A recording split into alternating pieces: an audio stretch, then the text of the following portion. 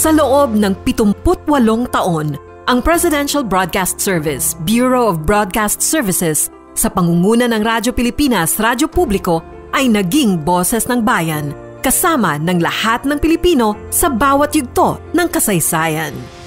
Mula sa pagsahimpapawid ng aming unang estasyong DZFM sa Maynila noong 1947 hanggang sa patuloy na paglago ng 36 na himpilan ng Presidential Broadcast Service sa bansa sa kasalukuyan. Hindi matitinag ang aming misyon, maghatid ng tapat na impormasyon at makabuluhang kaalaman para sa mamamayang Pilipino. Kasabay ang patuloy na pagpapaigting ng 31 provincial radio stations ng Radyo Pilipinas, Radyo Publiko sa bansa. Patunay ng aming tuloy-tuloy na pagsisikap sa paghahatid serbisyo ang pag-angat ng Radyo Pilipinas, Radyo Publiko sa top 5 AM stations sa Metro Manila na ipinagpapasalamat namin sa inyong patuloy na pagtitiwala. Hindi lang sa balita at musika kinikilala ang ating himpilan. Mula pa noong 1986, ang RP2 Sports Radio ang tanging sports broadcast institution ng bansa. Hatid ang sports for all para sa bawat Pilipino saan mang dako ng mundo. Bukod dito, ang Radyo Magazine 1278 kHz na nagsisilbing general information station na nagsusulong ng edukasyon, kultura, turismo, kapaligiran at mga programang handog ng pamahalaan para sa sambayanan. Pinarangalan ng Commission on Filipinos Overseas ang PBS-BBS sa pangunguna ng RP World Service sa natatangin nitong kontribusyon sa paghahatid ng serbisyo at impormasyon para sa ating mga OFW at kababayang Pilipino saan mang sulok ng mundo.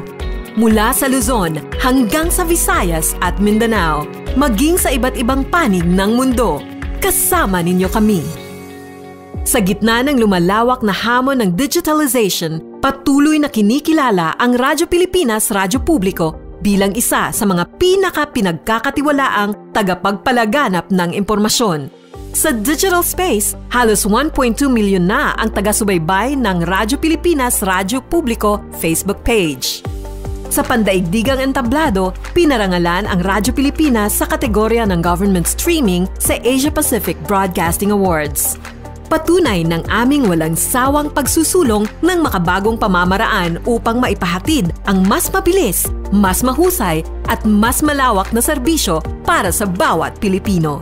Kasabay nito, mas pinatatag ng Presidential Broadcast Service ang FM group nito sa paglulunsad nitong Pebrero 14, 2025 ng pangmasang FM station na nakilala bilang 87.5 Republika ni Juan, Music for Everyone. Pinasimulan din ang pangmalakasang hybrid AM-FM broadcast ng 104.3 The Capital na mula sa pinagsanib na programa ng PBS flagship station 738 kHz, Radyo Pilipinas, Radyo Publiko at 104.3 The Capital.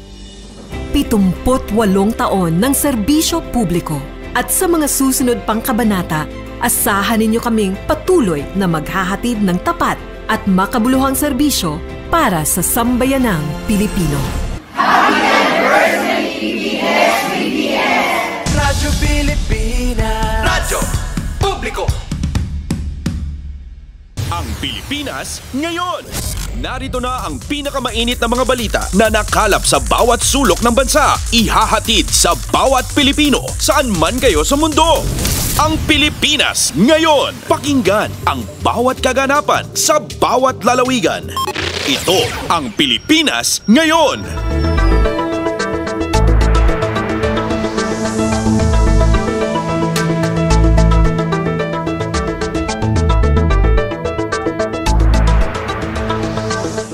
Magandang araw sa ating mga tagapakinig. Welcome po muli sa ating programang Ang Pilipinas Ngayon. Napapakinggan po ninyo saan mang bahagi ng mundo sa pamamagitan ng ating himpilang Radyo Pilipinas World Service ng Presidential Broadcast Service. Napapakinggan po tayo sa Radyo Pilipinas World Service audio streaming sa inyong mga PBS receiver app at sa Radyo Pilipinas World Service official Facebook page at YouTube channel. Ito po si Bea Gaza de Guzman. Samahan po ninyo ako sa kabuuan ng ating programa ngayong araw. Kapapalooban pa rin po ng mga panayam sa mga napapanahong issue at mga mahahalagang balita mula dito sa ating bansa kasama ng mga ulat mula sa iba't ibang rehiyon ng Pilipinas, mga segmentong business, sports at showbiz. Antabayanan po at sasainin na sa ilang sandali ang kabuuan ng ating programang Ang Pilipinas Ngayon. Mga kaganapan sa Kamaynilaan at mga kalapit na lalawigan dito sa Ang Pilipinas Ngayon.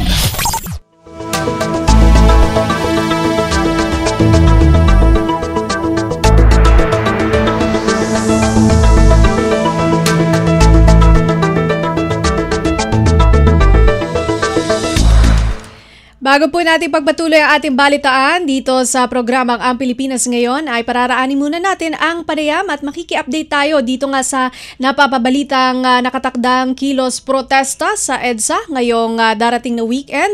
Kasama po natin live si Police Major Hazel Asilo, ang spokesperson po ng National Capital Region Police Office o NCRPO para po alamin sa kanya ang kanilang paghahanda dito po sa kilos protesta ngayong darating na weekend.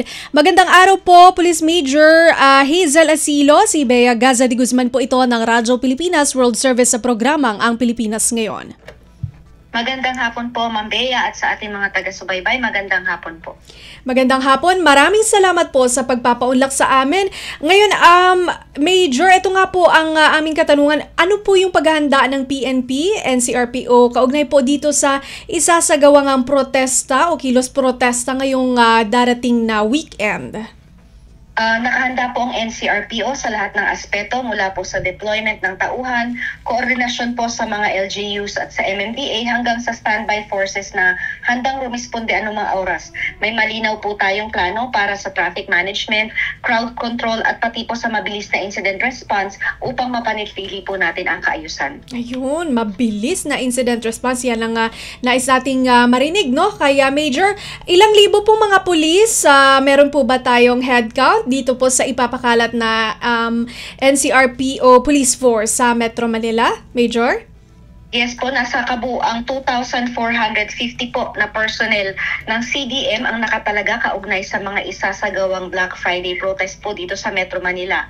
950 po dito ang actual nang nakadeploy sa ating mga identified na convergence points, habang yun naman pong 1,500 ay naka-standby bilang augmentation. Kung sakali pong kailanganin ng dagdag na puwersa, sila po yung ating agarang maipapadala. Ayun, marami-rami din, no? Over 2,450, no? Major, ito naman po, sino-sino po ba kasi itong mga magsasagawa ng protesta? Meron po ba tayong profile po sa kanilang, kung sino po sila? Meron lamang po tayong figures at batay po sa monitoring natin, meron pong 4 na grupo na magkakaroon ng kanilang pagtitipon ngayong September 12, ngayong Friday, at bukas naman po ay meron po tayong 5 grupo na magsasagawa ng kanilang kilos protesta sa iba't ibang lugar dito sa Metro Manila. Okay, no? Marami-rami din po yung ating mga demonstrators.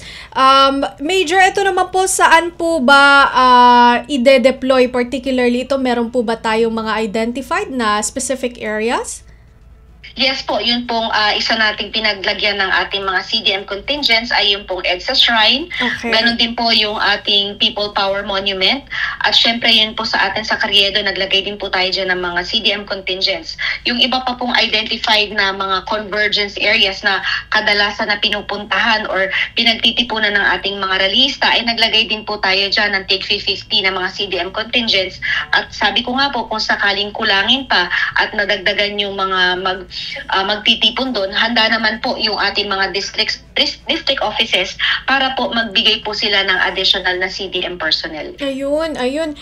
Paano po yung gagawin, Major, ng NCRPO na matitiyak po natin tong payapa na kilos protesta? Kasi di ba po may mga napababalita sa ibang bansa na talagang yung pong kanilang demonstration minsan ay umaabot na sa extreme, ano? So, paano po natin to maiiwasan na mangyari dito sa ating bansa? Ano po yung inyong security measures para po maiwasan itong ganitong insidente? Malinaw naman po yung direktiba na papairali natin, yung maximum tolerance. Ang ating po mga pulis na nakatalaga ay makikipag-ugnayan po at makikipag-usap sa mga organizer on the ground para mabigyan po sila ng pagkakataon na mailabas ang kanilang hinaing sa mapayapang paraan.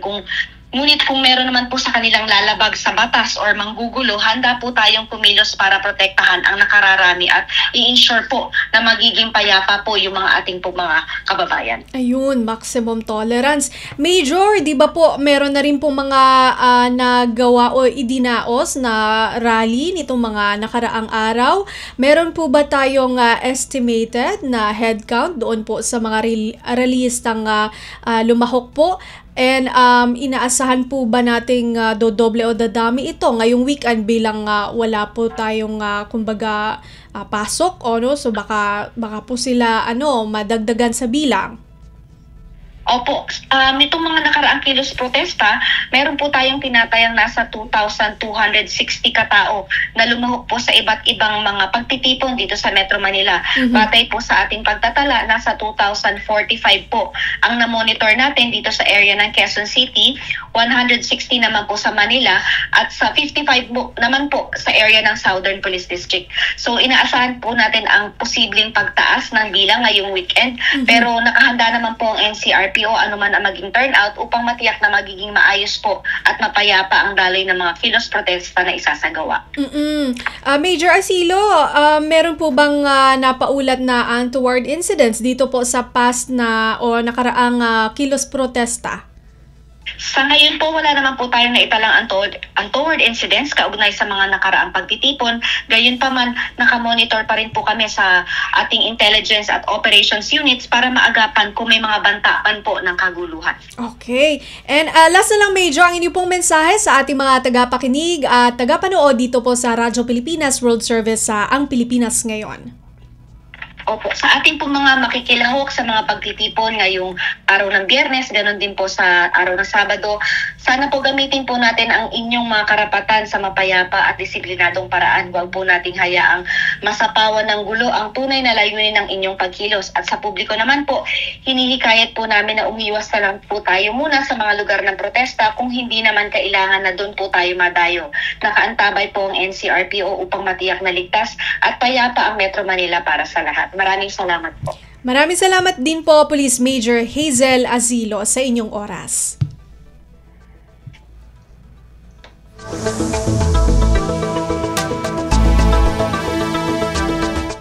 Yan po si Police Major Hazel Asilo, spokesperson po ng National Capital Region Police Office o NCRPO. Ating pong napakinggan ang kanyang update dito nga po sa nakatakdang kilos protesta sa EDSA ngayong weekend. At syempre tiniyak po niya na magkakaroon po ng maximum tolerance upang masiguro po itong mapayapa at syempre ligtas na kilos protesta o babahagi po ng hinaing ng ating mga rallyista.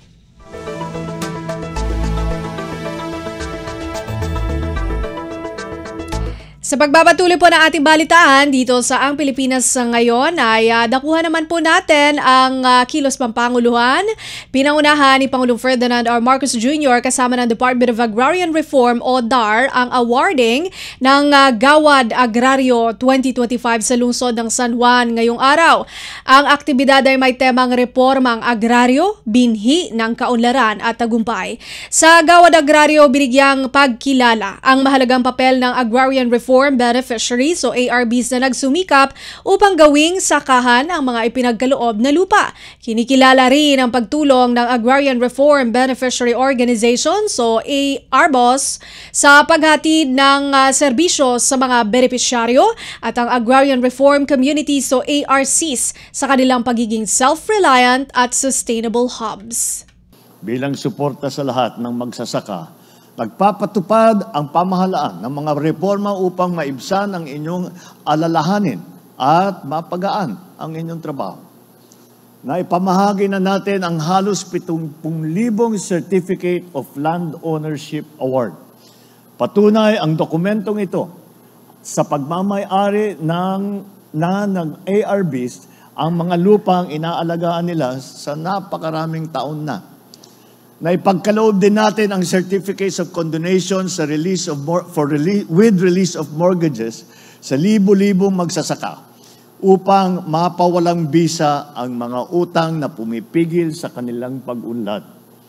Ang halagang dapat sana'y ibabayad sa gobyerno, maaari nang ilaan sa bagong binhi, makinarya o higit pa sa mas maayos na buhay para sa inyong mga pamilya. At para mas maging produktibo ang inyong sakahan, libo-libong makinarya at kagamitan ang ating naibabahagi. Si Pangulong Ferdinand R. Marcos Jr. Pasada ng mga balita mula sa Pilipinas para sa mga Pilipino saan man sa mundo. Ang Pilipinas Ngayon. Nilagdaan na ni Pangulong Ferdinand R. Marcos Jr. ang kautusan na bubuo sa Independent Commission for Infrastructure o ICI. Magsisilbi itong fact-finding commission para sa mga reklamo sa infra projects sa bansa. Prioridad sa investigasyon ng ICI ang mga flood control at iba pang infrastructure projects sa nakalipas na 10 taon. Ilan sa mga kapangyarihan ng komisyon ang pagsasagawa ng pagdinig, pagkuha ng testimonya, pag-evaluate ng reports, impormasyon at mga ebidensya, magpapalabas ng subpoena para sa attendance o partisipasyon ng mga witness sa pagdinig, pagre-rekomenda sa Department of Justice o DOJ ng admission ng isang kwalipikadong individual bilang state witness upang matiyak na maisisilbi ang hustisya, tumanggap o mag-request ng impormasyon o dokumento mula sa dalawang kapulungan ng Kongreso, Sandigan Bayan at Office of the Court Administrator kaugnay sa isinasagawang investigasyon. Pag-transfer ng ebidensya at findings sa angkop na korte para sa paglalabas ng hold departure order o iba pang aksyon upang ma-monitor o mapigilang lumabas ng bansa o mag-obliga na bumalik ng bansa ang isang public official o employee na under investigation at magrekomenda sa mga kinauukulan na patawan ng preventive suspension ang isang public official o employee na under investigation. Kumpleto, detalyadong balitaan, di papahuli sa mahahalagang kaganapan. Kamustahin ang inang bayan, ang Pilipinas Ngayon. Samantala, nakasaad pa rin sa executive order ang sinumang government employee o official na tatangging tumalima sa subpoena, maaaring maharap sa administrative disciplinary action habang mananagot din sa batas ang isang pribadong individual. Ang mga tatangging makipagtulungan sa komisyon ay mahaharap sa disciplinary action. Ang komisyon dapat na mag-report sa Office of the President o OP kada buwan, kaugnay ng kanilang mga ginagawang investigasyon. Dapat din nilang isapubliko ang kanilang mga accomplishment.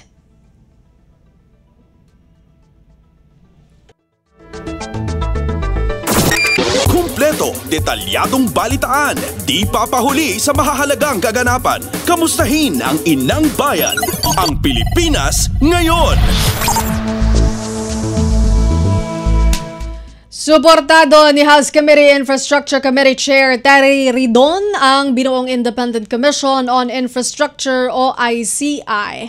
Ayon kay Ridon, handa ang kaniyang komite na makipagtulungan sa ICI sa pag-imbestiga ng iba't ibang anomalya sa mga proyektong pang-infrastruktura, partikular ang mga ghost projects at substandard flood control projects na kasalukuyang iniimbestigahan din ng Infracom. Anya, kaisa sila sa hangarin na mailabas ang katotohanan at manaigang pananagutan upang maprotektahan ang pondo ng taong bayan. Kumpleto, detalyadong balitaan, di papahuli sa mahahalagang kaganapan. Kamustahin ang inang bayan, ang Pilipinas Ngayon. House Speaker buo ang suporta sa binuong Independent Commission for Infrastructure o ICI. Si Kathleen Forbes sa balita. Inihayag ni Speaker Martin Romualdez ang buong suporta sa EO94 na nilagdaan ng Pangulo Ferdinand R. Marcos Jr. na lumilikha sa Independent Commission for Infrastructure o ICI. Ayon kay Romualdez, malinaw na hakbang ito ng administrasyon para tugunan ang mga irregularidad at palakasin ang tiwala ng publiko sa mga proyekto ng pamahalaan, partikular na matapos ang kontrobersiya sa flood control projects. Anya, dismayado ang taong bayan at karapatan nila na ito ay masusing maimbestigahan. Sabi pa niya, hustisya ang hangad ng taong bayan at hindi palusot, kaya't kailangan talaga ng isang independent, patas at masusing imbestigasyon. Handa rin anya makipagtulungan ng Kamara sa pagsisiyasat ng ICI upang matiyak na ang katotohanan ang mananaig at ang pananagutan ay maipapatupad. Dagdag pa ni Romualdez, kung mapatunayan ng komisyon na may mga mambabatas na nakipagsabuatan sa mga opisyal ng DPWH para sa anomalya, hindi magiging kanlungan ng katiwalian ang mababang kapulungan. Hindi rin anya ito usapin ng pagbibintang kundi pagtiyak ng patas sa proseso upang maprotektahan ang mga inosente at mapanagot ang mga may sala. Para sa Bagong Pilipinas, Katin Forbes, Radyo Pilipinas, Radyo Publiko. Pasada ng mga balita mula sa Pilipinas para sa mga Pilipino saan man sa mundo. Ang Pilipinas Ngayon.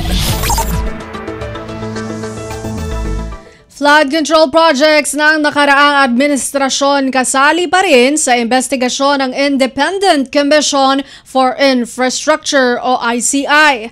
Magbabalita si Alvin Baltazar. Mahahagip ng binuong Independent Commission ang flood control projects ng nakaraang administrasyon o ng Duterte administration. Kasama ito sa nakasaad ng nilagdang Executive Order No. 94 na lumilikha ng Independent Commission for Infrastructure, isang fact-finding body na sisiyasat sa mga irregularidad ng mga proyektong may kinalaman sa baha sa nakalipas na 10 taon. Ang Duterte administration ay formal na naupo sa kapangyarihan noong June 30, 2016 na kung saan dalawa ang humawak sa DPWH. Ito ay sina Senador Mark Villar na nanilbihan sa ahensya mula June 2016 hanggang October 5, 2021 at Roger Mercado na nagsilbing Acting Secretary mula October 2021 hanggang June 30, 2022. Kasama din sa naglingkod noong panahon ng nakaraang administrasyon sa DPWH si Undersecretary Roberto Bernardo na hanggang sa Marcos administration ay nanatiling Undersecretary. Si Bernardo ay inakusahan sa kasalukuyan na nagsolicit sa mga diskaya kapalit ng government projects. Mula sa Palasyo ng Malacanang para sa Bagong Pilipinas, Alvin Baltazar, Radyo Pilipinas, Radyo Publiko.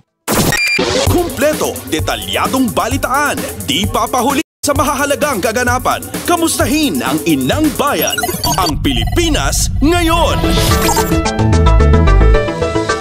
Department of Public Works and Highways o DPWH Undersecretary Maria Catalina Cabral kokomprontahin ni Senator Ping Lacson tungkol sa pag-aalok nito ng maagang insertion sa budget bill. Parusang kamatayan isinusulong sa Senado. Narito si Nympha Asuncion. Kukumprontahin ni bagong Senate Blue Ribbon Committee Chairman Senator Ping Lacson si DPWH Undersecretary Maria Catalina Cabral sa susunod na pagdinig ng komite tungkol sa mga anomalya sa flood control projects. Ito'y matapos itanggin ni Cabral kay DPWH Secretary Vince Dizon ang isiniwalat ni Lacson na pag-iimbitan nito ng maagang insertion sa 2026 National Expenditure Program o NEP. Ayon kay Lacson, harapan niyang ipapakita at itatanong kay Cabral ang resibo o yung screenshot ng mensahe nito sa isang staff ni Senate President Vicente Soto III na nagtatanong kung may priority projects ito para sa vetting at para maisama sa NEP. Tinanggihan ni Soto ang naturang alok. Binahagi rin ng Senate President Pro Tempore na nang makausap niya si Secretary Dizon tungkol sa screenshot, ang naging komentoan niya ng kalihim sa mensahe ni Cabral ay loko ito. Samantala, nang tinanong kung maaaring ipatawag si Senador Mark Villar na dating DPWH Secretary, tugon ni Lacson na bahagi si Villar ng Blue Ribbon at pwede naman itong pwede itong magbahagi ng kanyang karanasan sa mga contractors. Welcome rin anya sa komite kung may mga dokumento itong hawak na makakadagdag sa kaalaman ng Blue Ribbon. Mula Senado, para sa Bagong Pilipinas, Nympha Asuncion, Radyo Pilipinas, Radyo Publiko. Kumpleto, detalyadong balitaan, di papahuli sa mahahalagang kaganapan. Kamustahin ang inang bayan. Ang Pilipinas Ngayon.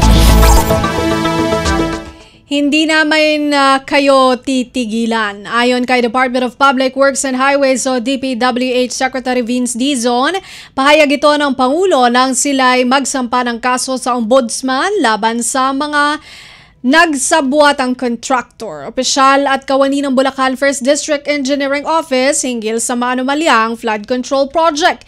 Giniit ng kalihim na iisa-isahin nila ang mga salarin na mayroon ng matibay na ebidensya para kasuhan.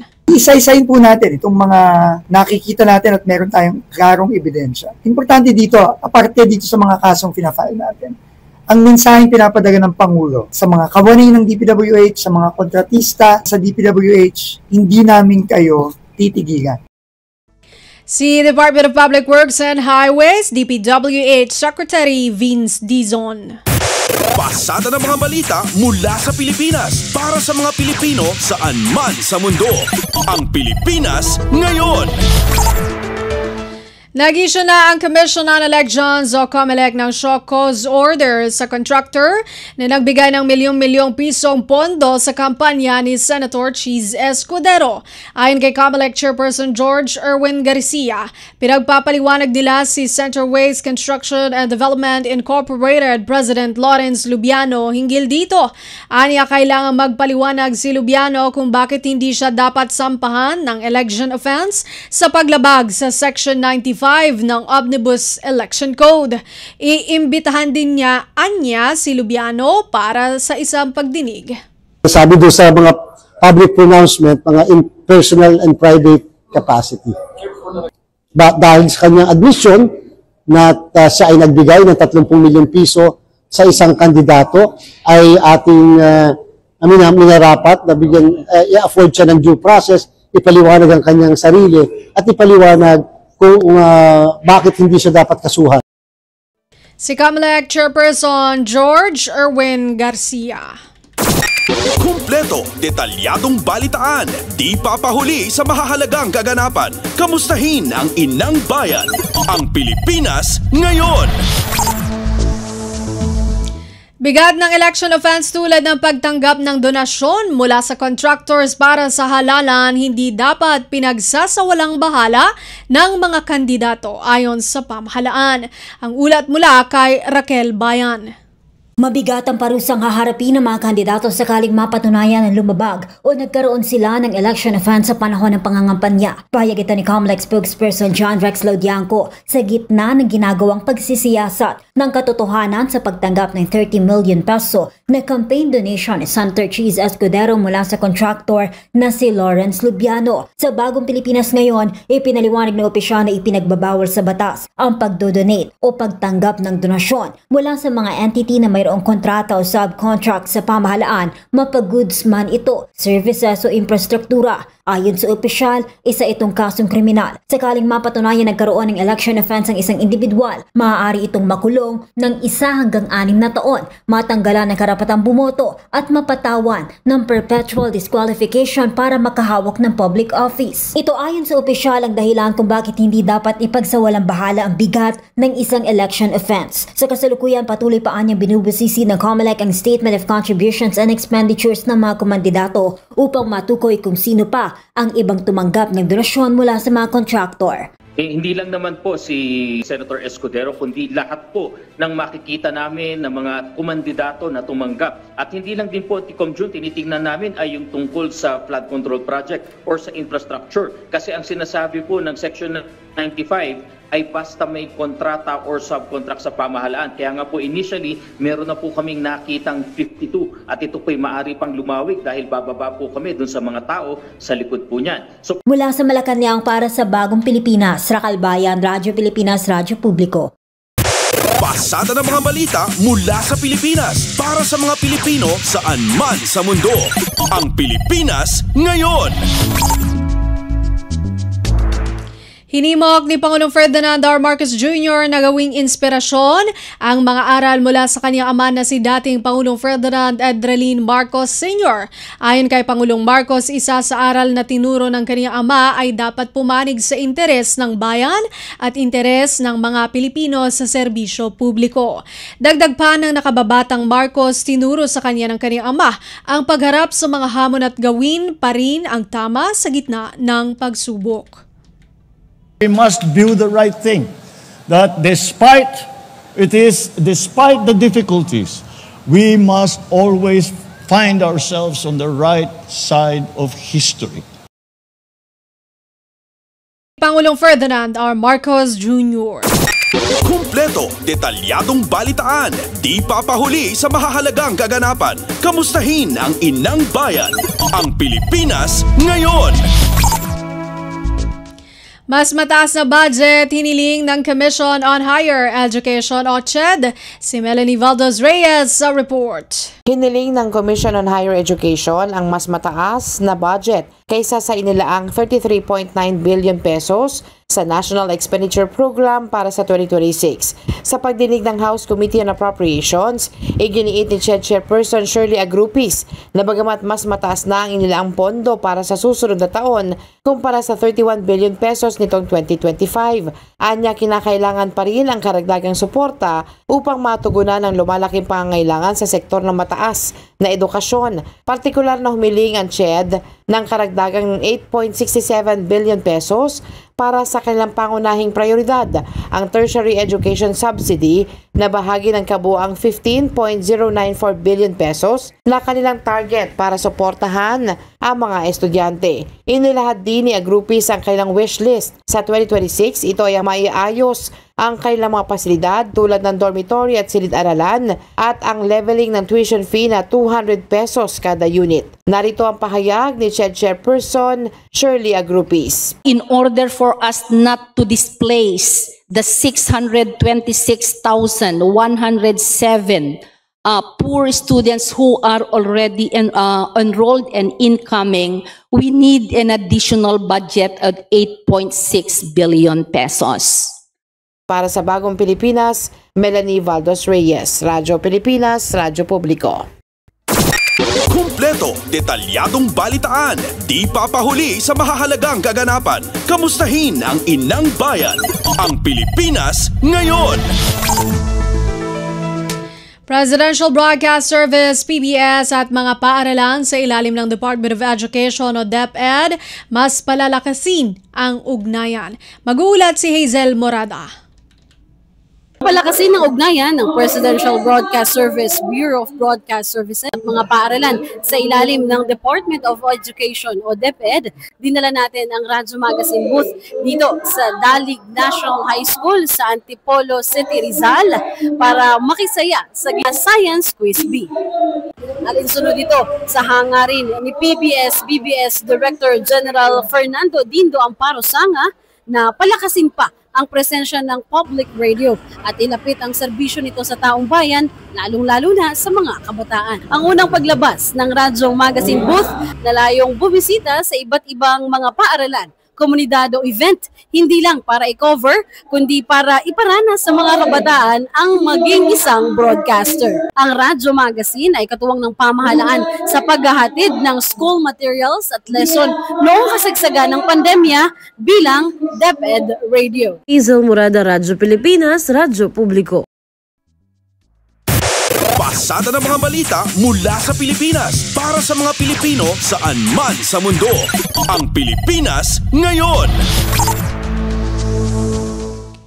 Department of Information and Communications Technology, DICT, suportado ang paglagda ni Pangulong Ferdinand R. Marcos Jr. bilang batas sa E-Governance Act. Si Marian Bastasa sa balita. Suportado ng Department of Information and Communications Technology o DICT ang paglagda ni Pangulong Ferdinand R. Marcos Jr. bilang batas sa E-Governance Act. Ayon sa DICT, maituturo ito isang landmark achievement tungo sa mas malawak pang digital transformation sa bansa. Sa ilalim ng batas, itinataguyod ang pagkakaroon ng isang unified, interoperable at secure digital government system na magpapabilis sa proseso, magbabawas ng red tape at magpapalakas ng transparency sa gobyerno. Ang DICT ay talagang lead implementing agency para ipatupad ang E-Governance Act. Nagpasalamat si DICT Secretary Henry Aguda kay Pangulong Marcos sa pagsusulong ng E-Governance Act na isaan niyang malaking hakbang para mas maging konektado ang lahat ng mga Pilipino. Sa tulong ng batas, umaasa si Secretary Aguda na mas mapapadali at mapapalapit pa ang serbisyo ng gobyerno sa bawat mamamayan. Mula sa DICT para sa Bagong Pilipinas, Marian Bastasa, Radyo Pilipinas, Radyo Publiko. Kumpleto, detalyadong balitaan, di papahuli sa mahahalagang kaganapan. Kamustahin ang inang bayan, ang Pilipinas ngayon.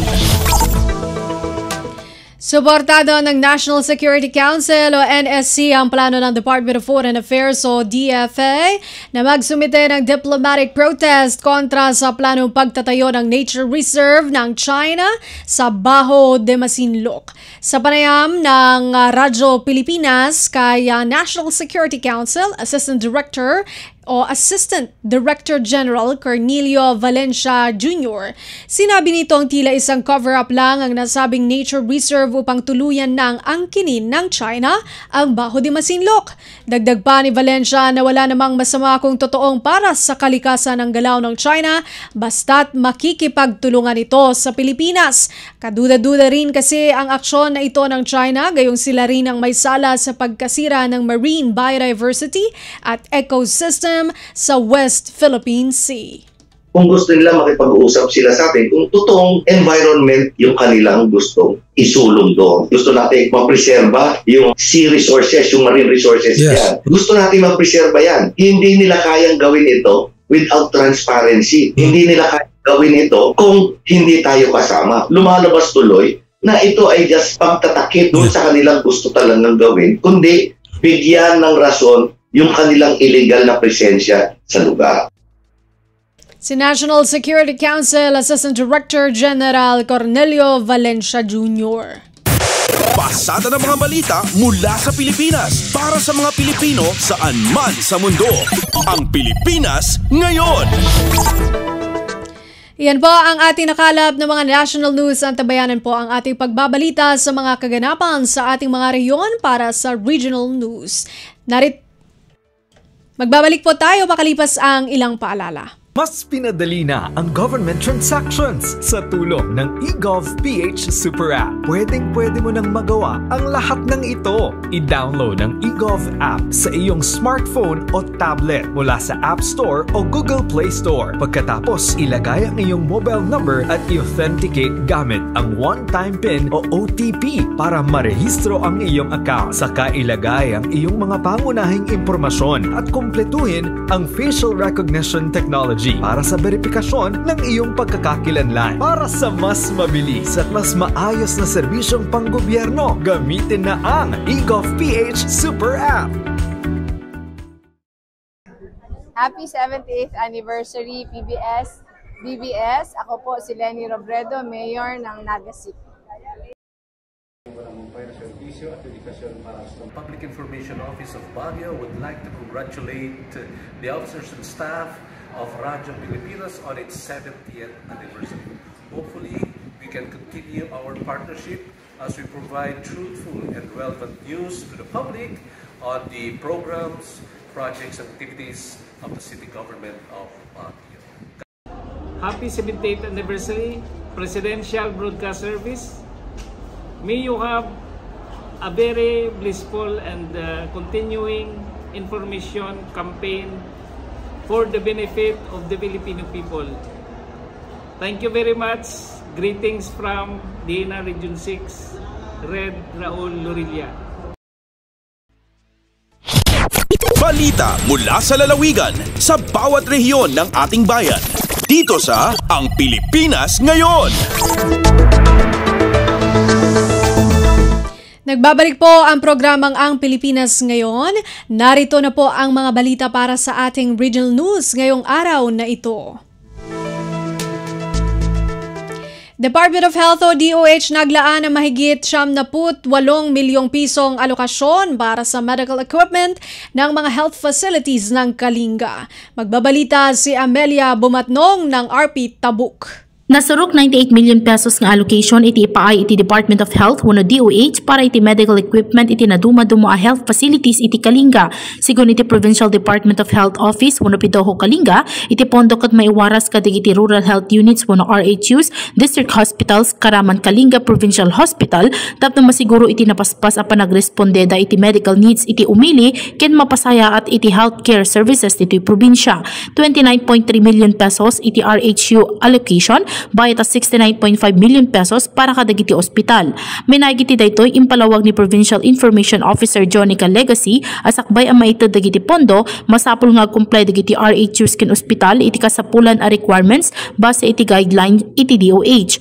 Malaksid iti alokasyon ti logistics ken medical equipment kinumpirma ni Legacy ang manayunan iti pondo iti medical assistance for indigent and financially incapacitated patient wano MAIFI program tapno masiguro iti tuloy-tuloy nga implementasyon na daytoy para kadagiti indigent patients. Mauray lang ang mausar amin iti nabatbati a pondo tinasao a programa sakbay ang mai-release iti sa Morono a pondo. Manipod DZR Kitabuk, Amelia Bumatnong para iti Radyo Pilipinas World Service. Balita mula sa lalawigan sa bawat rehiyon ng ating bayan. Dito sa Ang Pilipinas Ngayon.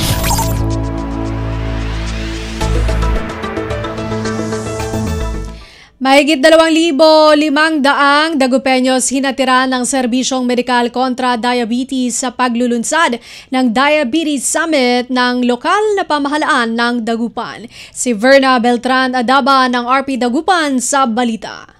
Katibukulan niya 2,579 ya serbisyo kontra diabetes so naiter na sa local government unit na Dagupan at sari Dagupeños at ginawan Second Diabetes Summit ya ginawad Dagupan City People's Asylum sa abitlan aktibidad at akapasilong at proyekton hakbang bilen tungo sa matamis na tagumpay kontra diabetes sa ginawan summit at dinaluluan na City Health Office katulong so kabiyangan na Diabetes Society Pangasinan Chapter.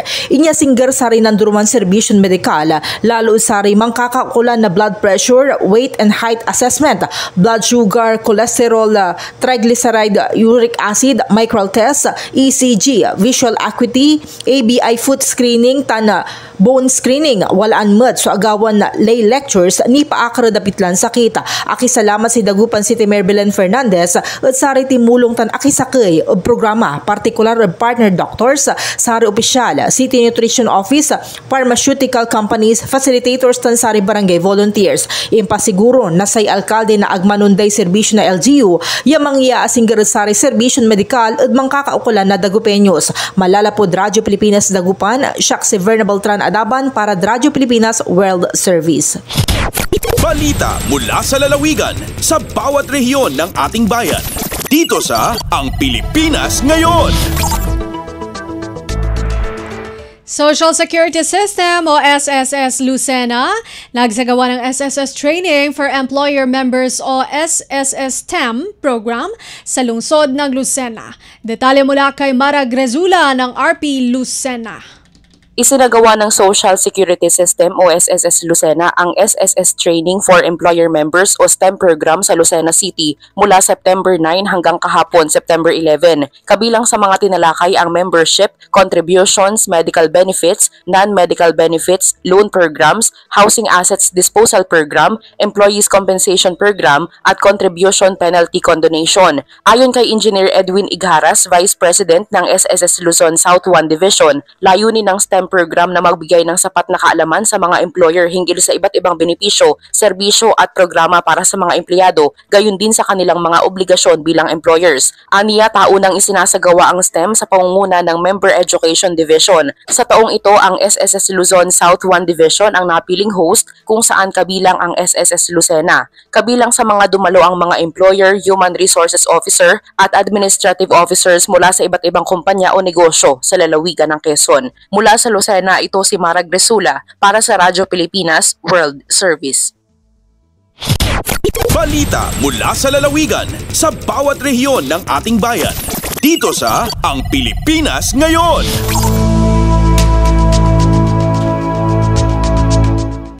Retired Chief Justice Antonio Carpio nanguna sa Lecture Forum on West Philippine Sea sa Palawan National School. Mag-uulat si Gudi Sarsagat ng RP Palawan.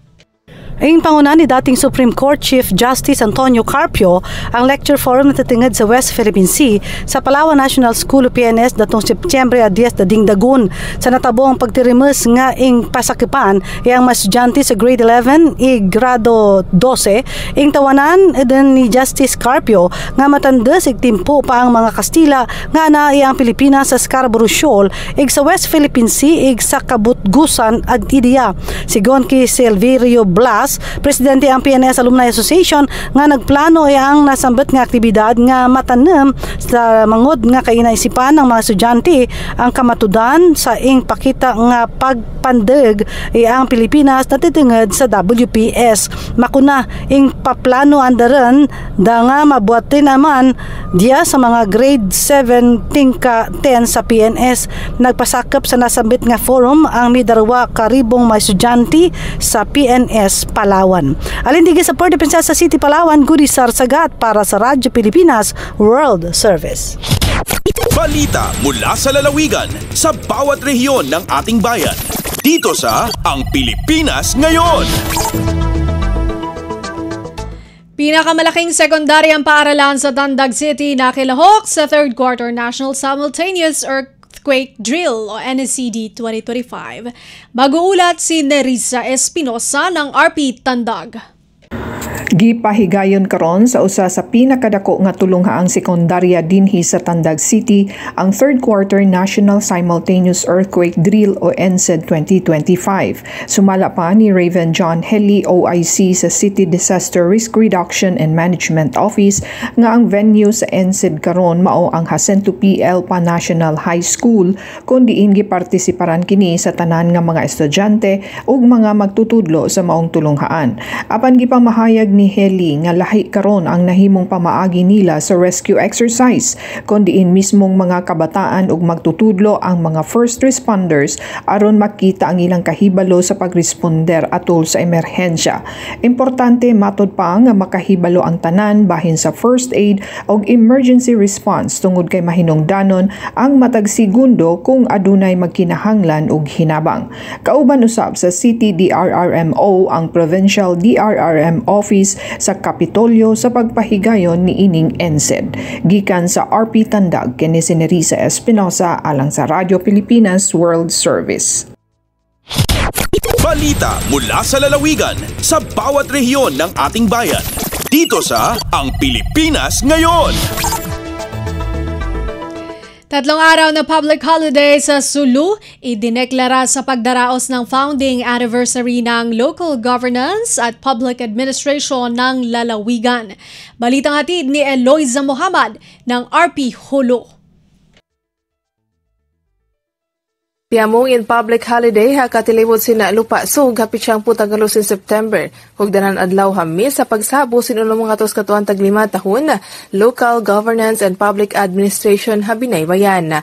Bangduron hakya pagwa memorandum sin Office of the Governor lireng hapit siyang putagalo holiday ra isa hapit siyang putagunom iban hang putag 7 so paya maabi-abi in arayat tendi lupa sug amin tumaod iban sumaksi ha mga pakaradyaan amo na papaawnon sa tiyaka sina pamarinta habinay bayan. Namudun ha ini in a booth fair kapaakan na Balikatan Park Barangay Bangkal Patiko Sulu street dance competition.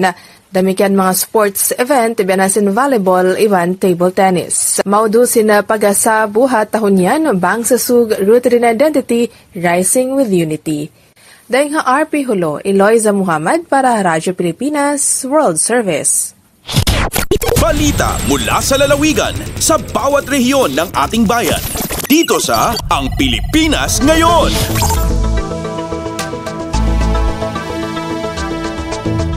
Narinig po ninyo ang mga balita mula po sa iba't ibang lalawigan dito sa Pilipinas sa pamamagitan po ng ating regional news. Susunod po ang ating balitang negosyo at kalakalan at balitang pampalakasan mula kay Leo Magpayo.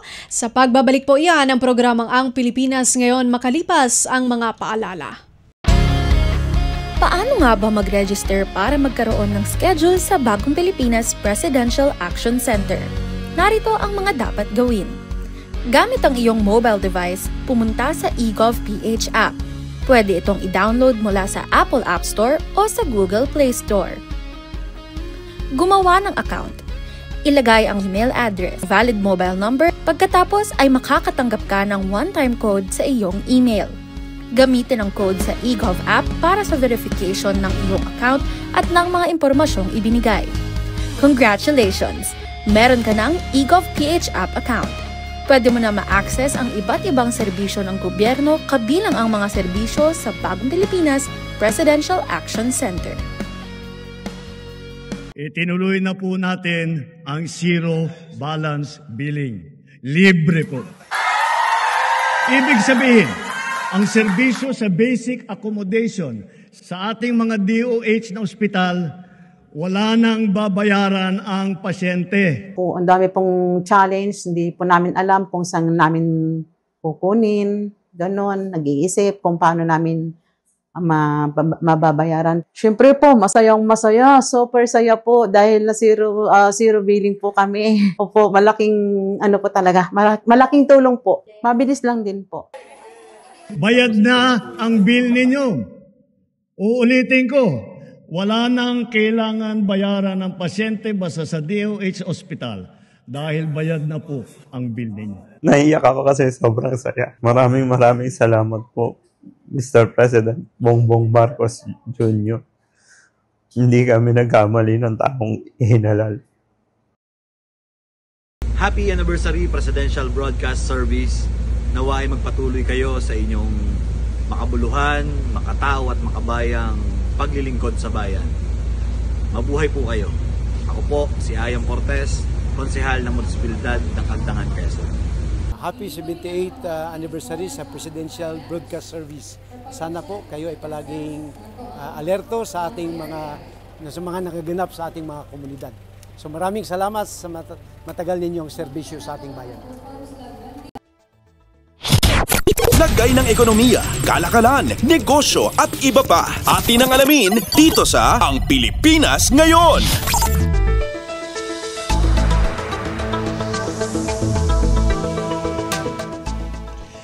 At nagbabalik po ang ating programang Ang Pilipinas Ngayon. Samantala, narito naman po ang balitang negosyo at kalakalan.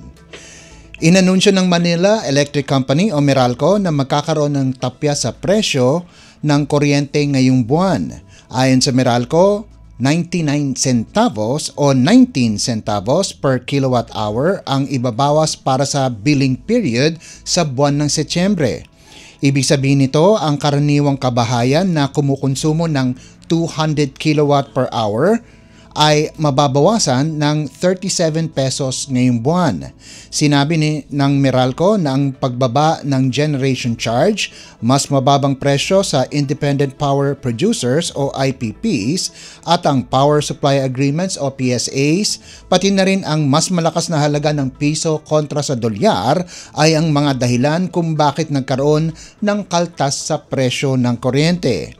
Para naman sa kumukonsumo ng 400 kilowatts kada buwan, 74 pesos ang mababawas kumpara sa nakaraang buwan, habang ang mga kumukonsumo ng 800 kilowatts kada buwan ay may tapyas na 148 pesos sa kanilang monthly bill. Lagay ng ekonomiya, kalakalan, negosyo at iba pa. Atin ang alamin dito sa Ang Pilipinas Ngayon.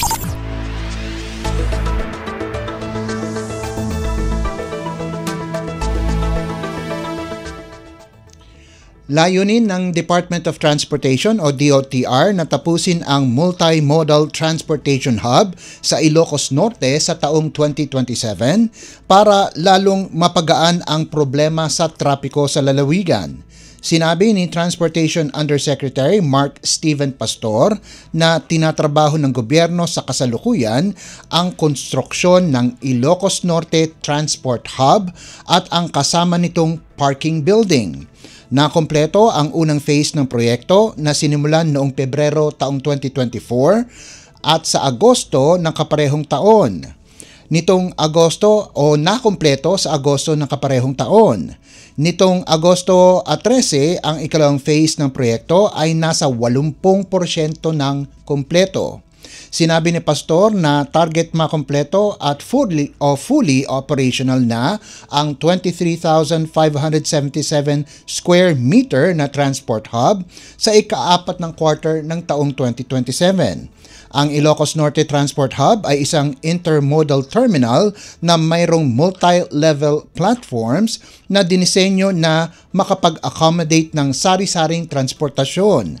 Ang Transport Hub na pinagbasihan sa Parañaque International Terminal Exchange o PITX ay mabibigyan ang mga pasahero ng daan para sa mga public utility jeepneys, buses, taxis, vans at tricycles sa ilalim ng isang bubungan.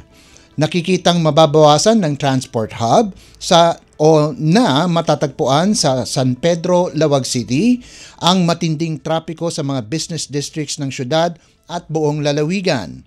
May pondong 380 million pesos ang proyekto sa ilalim ng 2022 national budget at 700 million pesos para sa 2024 na inilipat sa DOTR nitong Hulyo. Nasa 5,000 public transport drivers at operators ang inaasahang magbebenepisyo sa proyekto sa oras na operational na ito. Lagay ng ekonomiya, kalakalan, negosyo at iba pa. Atin ang alamin dito sa Ang Pilipinas Ngayon.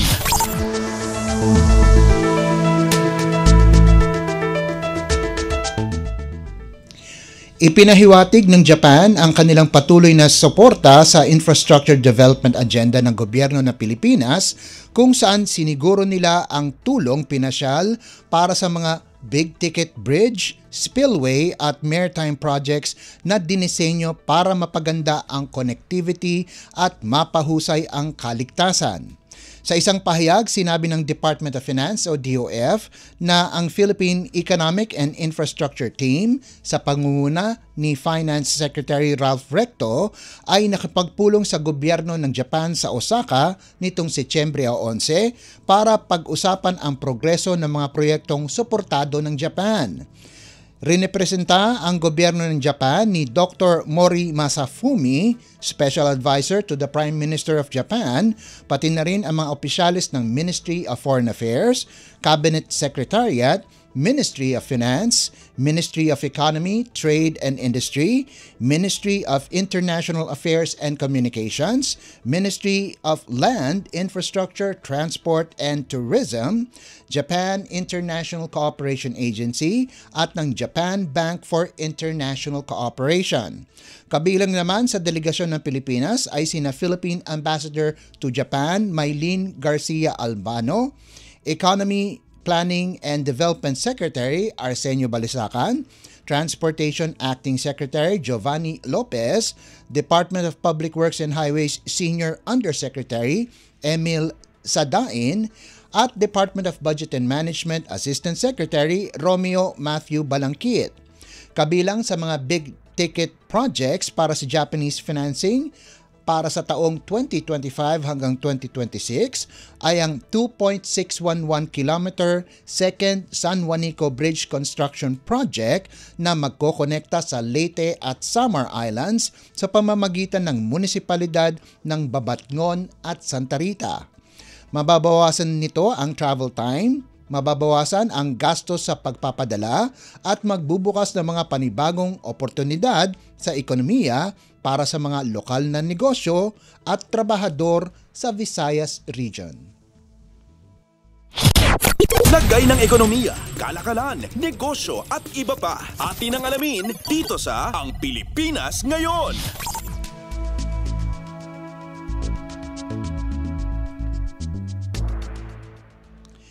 At para naman sa halaga ng palitan, ayon sa Bangko Sentral ng Pilipinas ngayong Biyernes, ika-12 ng Setyembre, ang halaga ng piso kontra sa dolyar ay nasa 57 piso at 17 sentimo. Ang Japanese yen naman po ay nakakahalaga ng 39 na sentimo. Ang Singaporean dollar ay nasa 44 piso at 63 sentimo. 4 na sentimo naman ang won ng South Korea at nakakahalaga ng 8 piso at 3 sentimo ang isang yuan ng China. Sa iba pang palitan, ang Hong Kong dollar ay nagkakahalaga ng 7 piso at 34 na sentimo. Ang British pounds naman ay katumbas ng 77 piso at 63 sentimo. Nasa 67 piso at 9 sentimo ang euro, 41 piso at 33 sentimo ang Canadian dollar, habang ang Saudi Arabian rial ay nagkakahalaga ng 15 piso at 24 na sentimo. Lagay ng ekonomiya, kalakalan, negosyo at iba pa. Atin ang alamin dito sa Ang Pilipinas Ngayon.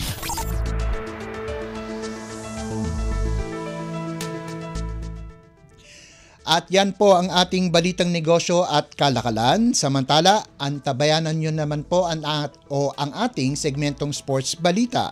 Yan po sa pagbabalik ng ating programang Ang Pilipinas Ngayon, pagkalipas lang po ng ilang paalala. Sa loob ng 78 taon, ang Presidential Broadcast Service, Bureau of Broadcast Services, sa pangunguna ng Radyo Pilipinas, Radyo Publiko, ay naging boses ng bayan, kasama ng lahat ng Pilipino sa bawat yugto ng kasaysayan. Mula sa pagsahimpapawid ng aming unang estasyong DZFM sa Maynila noong 1947 hanggang sa patuloy na paglago ng 36 na himpilan ng Presidential Broadcast Service sa bansa sa kasalukuyan. Hindi matitinag ang aming misyon, maghatid ng tapat na impormasyon at makabuluhang kaalaman para sa mamamayang Pilipino. 78 taon ng serbisyo publiko at sa mga susunod pang kabanata, asahan ninyo kaming patuloy na maghahatid ng tapat at makabuluhang serbisyo para sa sambayanang Pilipino. Radyo Pilipinas, Radyo Publiko. I am Gamaliel B. Vicente Jr., Regional Director of TESTA 7, and I would like to greet the Presidential Broadcast Service on your 78th anniversary. On behalf of the entire TESTA Region 7, I extend my heartfelt greetings and warmest congratulations to Radio Pilipinas on this remarkable milestone. This anniversary is not only a celebration of PBS, many years of dedicated public service, but also a recognition of your invaluable role as a trusted partner in nation building. For us in TESTA 7, your steadfast support and unwavering commitment as a reliable media partner have been truly instrumental in advancing technical vocational education and training TVET across Central Visayas. Once again, congratulations to Radio Pilipinas. May you continue to be a beacon of truth, service, and progress for our region and for the nation. Maraming salamat at mabuhay ang Radyo Pilipinas. Updates at pinakahuling mga usapin sa mundo ng palakasan. Atin ang pakinggan dito sa Ang Pilipinas Ngayon.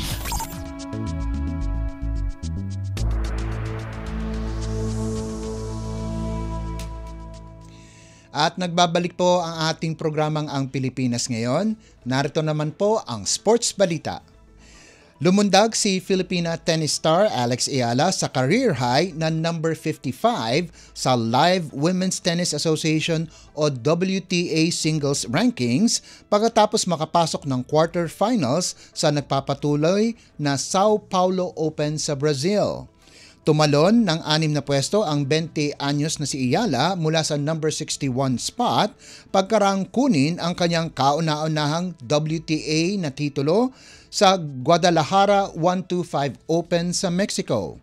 Ang pinakahuling ranking ay isang pwestong mas mataas kumpara sa dati niyang career high na number 56 nitong Hunyo pagkatapos ang kanyang runner-up finish sa Eastbourne Open sa Great Britain. Inaasahan na tataas pa ang ranking ni Ayala pagkatapos ng Sao Paulo Open na isang WTA 250 event na mas mataas ang puntos na ibinibigay kumpara sa WTA 125 event sa Guadalajara. Nakatakdang kalabanin ni Ayala si Janice Chen sa quarters pagkatapos niyang talunin si Julia Riera 6-1 at 6-4.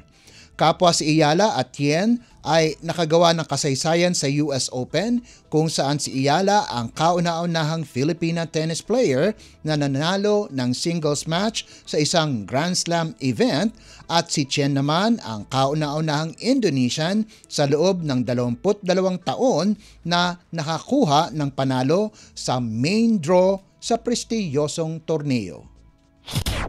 Updates at pinakahuling mga usapin sa mundo ng palakasan. Atin ang pakinggan dito sa Ang Pilipinas Ngayon.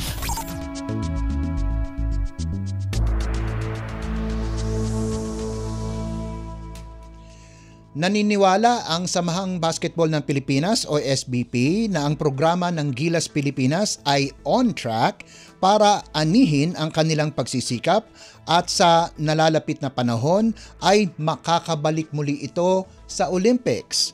Kahit madaming balakid, determinado ang SBP na ipadala ang Philippine team sa quadrennial meet. Sinabi ni SBP Executive Director Erica D, mayroon pag-asa ang 4 na koponan ng Gilas 5-on-5 at 3-on-3 men at women sa Olympics. Itong nakarang buwan, kinapos ang Gilas sa pangunguna ni Justin Brownlee na makatungtong sa entablado kung saan natanggal sila sa kontensyon ng nagkampyon na Austria 84-60 sa quarterfinals ng 2025 FIBA Asia Cup na ginanap sa Jeddah, Saudi Arabia. Binigyan din ni D na hindi maapektuhan ng setback sa Asia ang layunin ng Gilas na makapasok ng Los Angeles Games dahil ang totoong pagsubok ay magsisimula sa 2027 FIBA World Cup Asian Qualifiers pati na rin ang Olympic Qualifying Tournaments. Sisimulan ng Gilas ang kanilang kampanya sa World Cup Asia Qualifiers sa back-to-back games laban sa Guam sa Nobyembre 28 at Disyembre 1 dito sa Pilipinas bago kalabanin ang Australia at New Zealand sa 2026. Updates at pinakahuling mga usapin sa mundo ng palakasan. Atin ang pakinggan dito sa Ang Pilipinas Ngayon.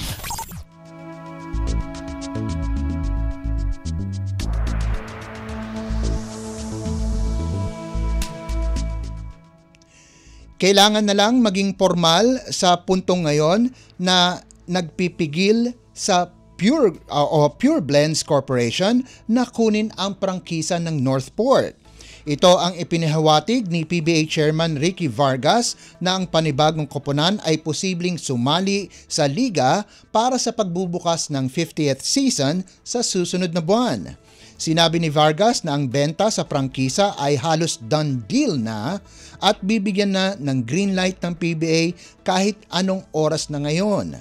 Malaki ang pag-asa sa layunin ng Pure Blends na sumali sa liga kung ang PBA board ang pag-uusapan dahil ang San Miguel Corporation ay suportado din ang pagbenta ng prangkisa sa Pure Blends.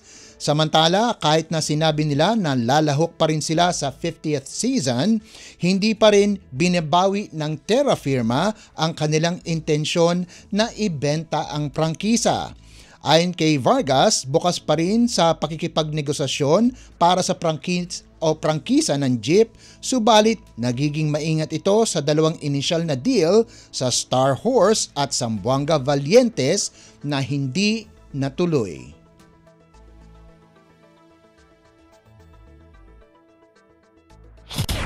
Updates at pinakahuling mga usapin sa mundo ng palakasan. Atin ang pakinggan dito sa Ang Pilipinas Ngayon.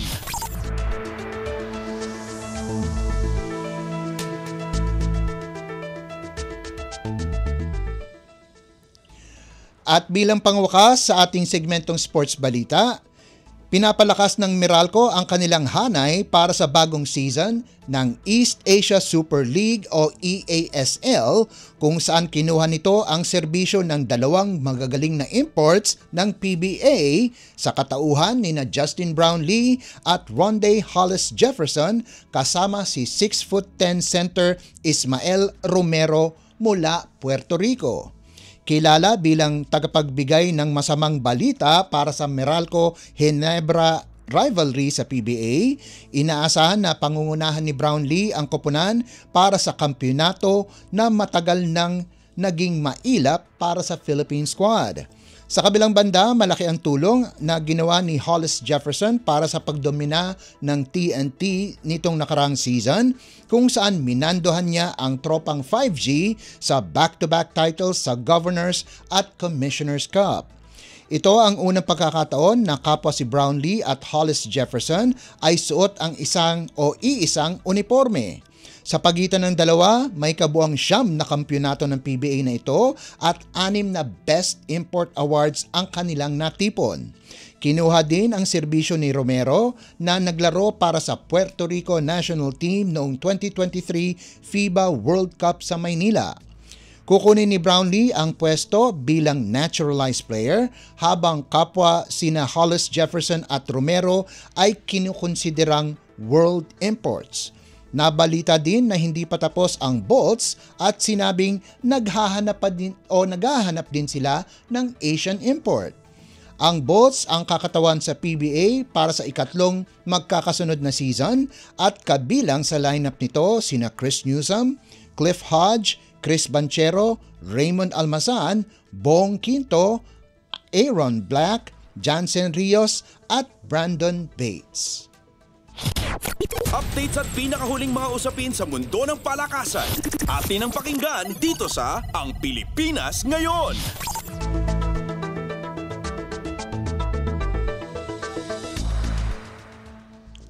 At yan ang pinakahuling balita sa larangan ng palakasan. Ito po si Leo Magpayo. Samantala, susunod naman po ang ating segmentong Balitang Artista na ihahatid sa inyo ni Mama JT. Yan po sa pagbabalik ng ating programang Ang Pilipinas Ngayon, pagkalipas lang ng ilang paalala. Garantisadong solusyon at aksyon ang handog sa iyo ng Bagong Pilipinas Presidential Action Center.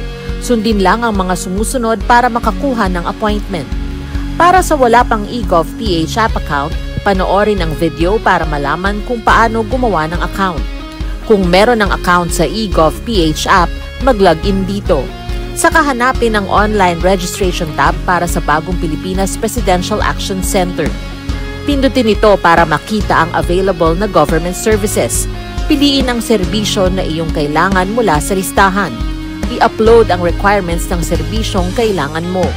Pumili ng petsa at oras kung kailan nais pumunta sa Bagong Pilipinas Presidential Action Center. I-submit na ang iyong application at bigyan ng pagkakataon na ma-review ang iyong isinumiting requirements. Hintayin ang QR code para sa kumpirmasyon ng iyong schedule. Makakatanggap ka ng text message para malaman kung naaprubahan ito. Sakaling hindi ito maaprubahan, makakatanggap ka rin ng text message para ipaalam ang kulang na requirements sa kasubukang mag-register ulit. Kung nakatanggap na ng kumpirmasyon, maaari nang pumunta sa Bagong Pilipinas Presidential Action Center sa napiling schedule, dala ang QR code at ang mga isinumiteng requirements. Huwag kalimutang dumating sa itinakdang araw at oras ng iyong appointment. Pinapaalala rin na siguruhing may kumpirmadong schedule bago pumunta sa Bagong Pilipinas Presidential Action Center para maiwasang magpabalik-balik.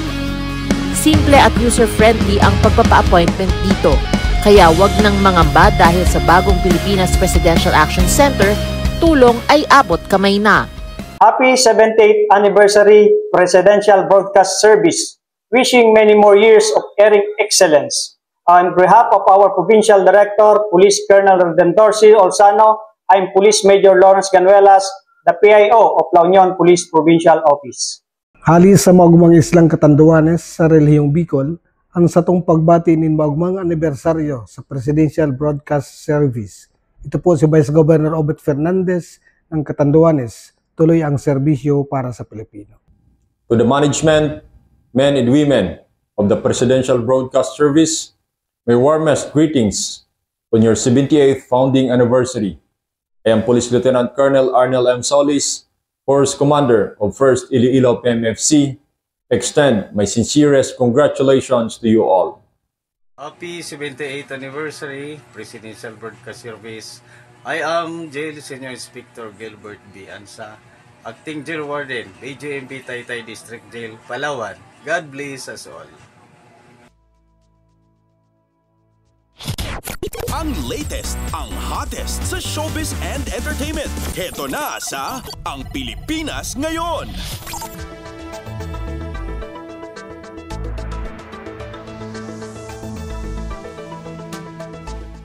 Nagbabalik po ang ating programang Ang Pilipinas Ngayon at halu-halu-halu magandang araw sa ating mga chismoso at chismosa nag-aabang ng mga trending na balita sa mundo ng showbiz. Ito na ang ratsyada ng ating mga chika. Sumailalim sa isang surgery ang kapuso actor na si Micael Daes matapos maaksidente habang naglalaro ng basketball. Sa kanyang latest Instagram post, ibinahagi ng aktor ang mga pangyayari kung saan nagkaroon siya ng rupture sa kanyang Achilles tendon matapos ang kanyang paglanding habang naglalaro. Dahil sa naturang injury ay kinakailangan magstay ni Micael sa ospital bago ang kanyang kauna-unahang surgery. Ayon pa kay Micael, ang kanyang goal ay muling makabalik sa maayos na paglalakad para matulungan ang asawang si Megan Young sa pag-aalaga sa kanilang anak na si Leon. At aminado itong si Micael na magiging mahirap at mahaba ang recovery process pero handa niya itong harapin. Ang latest, ang hottest sa showbiz and entertainment. Heto na sa Ang Pilipinas Ngayon.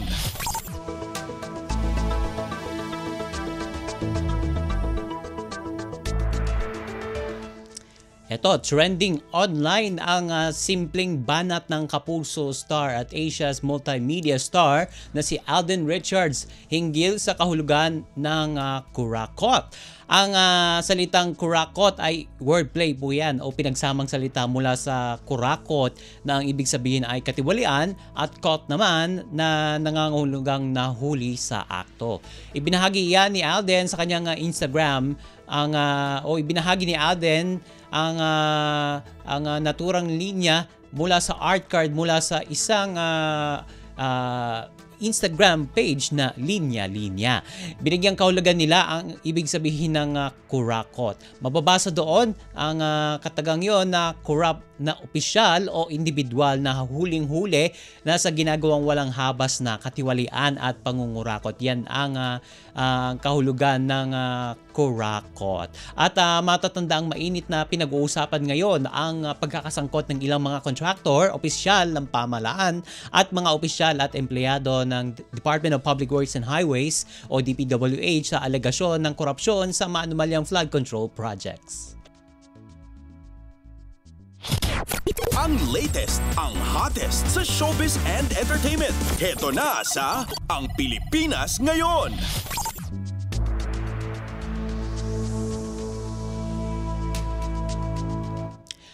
Inamin ni Paulo Benjamin Guico na isa sa mga miyembro ng OPM band na Ben and Ben na iniyakan niya ang naging wedding announcement ng kanyang twin brother na si Miguel. Sinabi ni Paulo kay Miguel ang kanyang nararamdaman sa pagpapakasal nito sa kanyang partner na si Karel.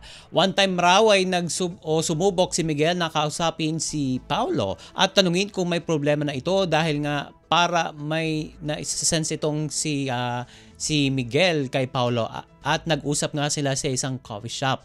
At nagulat daw siya nang umiyak ang kanyang kapatid na si Paulo habang sila ay nagkakape sa isang coffee shop nga. Ngunit umurong ang kanyang luha nang may lumapit para sa kanila para magpa-picture. At nagpakasal itong sina Miguel at Karel noong 2023 habang engaged na rin si Paulo sa kanyang girlfriend na si Maria Rachel.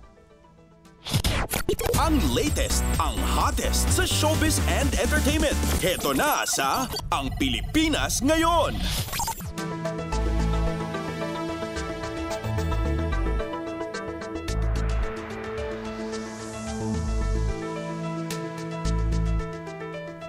And OMG, wala na tayong sapat na oras para sa ating balitang artista. Maraming salamat mga kachismis sa pakikinig sa aking mga chika for today. Ako po si Mama JT para sa Radyo Pilipinas World Service. Nagbabalik na po ang ating kasamang si Bea Gaza de Guzman. Ang latest, ang hottest sa showbiz and entertainment. Heto na sa Ang Pilipinas Ngayon.